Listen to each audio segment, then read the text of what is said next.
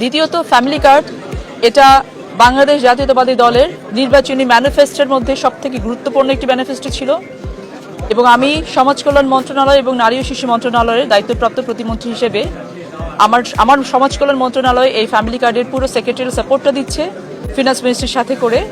এবং এই প্রজেক্টটা আপনারা জানেন যে ঈদের আগে পাইলট বেসিসে আমরা 14টি ইউনিটে এই প্রজেক্টটা শুরু করছি। এই 14টি ইউনিট 14টা উপজেলার একটি ইউনিয়নের একটি ওয়ার্ডকে নিয়ে শুরু হবে এবং এই পাইলট বেসিসে 14টি ইউনিটে যদি আমরা সাকসেস হতে পারি, একইভাবে একই ডিজাইনে একইভাবে কমিটি গঠন করে আমরা পরবর্তীতে গ্র্যাজুয়ালি পুরো বাংলাদেশে এই প্রজেক্টটি আমরা চালু করব। আপনারা জানেন যে ফ্যামিলি কার্ড হচ্ছে একটি পরিবারের জন্য, পরিবারকে অর্থনৈতিকভাবে স্বাবলম্বী করার জন্য এবং পরিবারের বয়স নারী যে প্রতিনিধি থাকবেন, নারী বা মা বা বোন, তার নামে ফ্যামিলি কার্ডটি হবে। এটা একটি ইউনিভার্সাল প্রজেক্ট, গ্র্যাজুয়ালি এটি সবাই আমরা পাবো।